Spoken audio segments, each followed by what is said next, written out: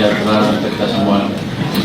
Hari ini saya memastikan bahwa penyaluran APBN tetap berjalan dengan baik di akhir tahun.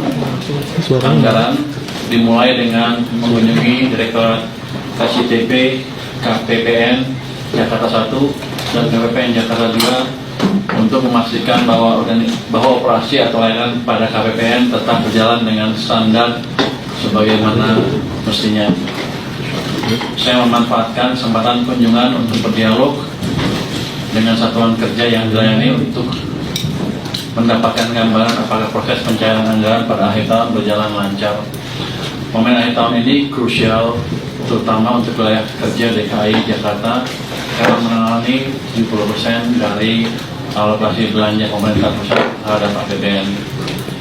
Akhirnya kemudian dilanjutkan dengan rapat ALKO bersama dengan para pimpinan dan pejabat terkait di lingkungan Kementerian Keuangan dan dialog akhir tahun dengan seluruh jajaran Kementerian Keuangan di Indonesia untuk memastikan di akhir tahun semuanya berjalan dengan baik. Jadi saya barusan selesai acara tadi sedikit ke kinerja APBN. Pada agenda dialog akhir tahun saya berinteraksi melalui ruang daring dengan seluruh jajaran Kementerian Keuangan yang tersebar di Indonesia. Masing-masing regional melaporkan mengenai update dan kondisi dari APBN regionalnya. Pada sisi ini juga saya berkoordinasi dengan seluruh perwakilan Kementerian Keuangan di regional mengenai penyelesaian transaksi akhir tahun anggaran 2025. Selanjutnya kinerja APBN berjalan on track dan terkendali. Kami terus memantau perkembangan kerja APBN sampai tuntas nanti malam jam 12 ya. Realisasi APBN 2025 rencananya akan disampaikan dalam konferensi pers minggu depan. APBN akan terus kami kelola dengan sebagai instrumen utama stabilisasi dan akselerasi pertumbuhan jika memastikan program prioritas berjalan efektif serta memperkuat perlindungan masyarakat.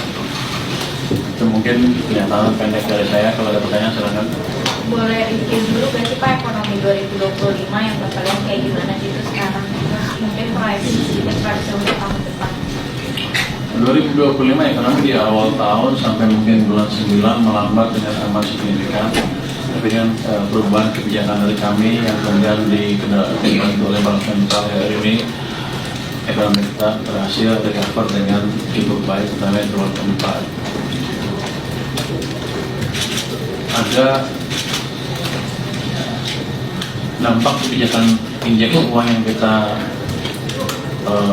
taruh di sistem perbankan itu nggak seoptimal yang saya duga sebelumnya. Harusnya ekonominya lebih cepat karena ada sedikit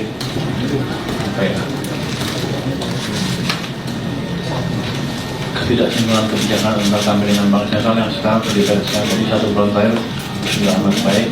Yang penting adalah ke depan dengan kebijakan yang semakin sinkron antara kami dengan Bank Sentral, ekonomi kita akan tumbuh lebih baik dari sekarang. Tahun 2026 harusnya pertumbuhan 6% seperti yang saya bilang sebelumnya tidak terlalu sulit dicapai. Cukup. Kalau proyeksi 2025 berapa Pak? Jadi 2025 kita sekarang masih angka untuk triwulan keempat di atas 5,5%, full year-nya sekitar 5,2%.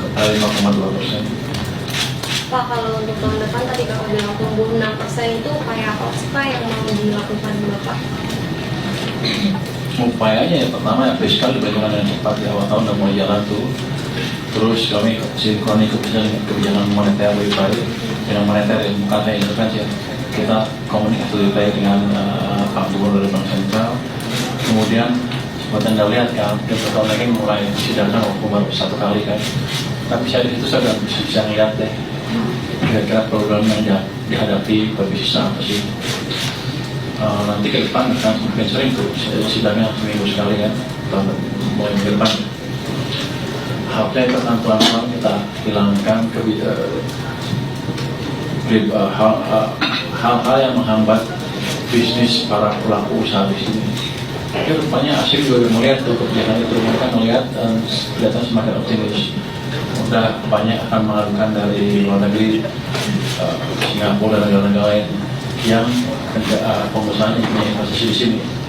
Beberapa sudah masuk. Jadi kita akan, saya yakin dengan kalau itu dilakukan dengan konsisten, iklim investasi akan bergerak semakin baik. Kamu bilang beras perubahan nggak mungkin, semakin baik. Nanti peraturan baru kita akan mengganggu, kita akan deteksi dan kita akan perbaiki secepatnya. Jadi itu aja sudah cukup untuk tumbuh 6% atau lebih. Pak Purbaya, tadi kan yang rapat Alko ya Pak, mungkin bisa dikasih bocoran dikit Pak, kondisi penerimaan pajak kita di tahun ini gimana Pak? Kondisi apa?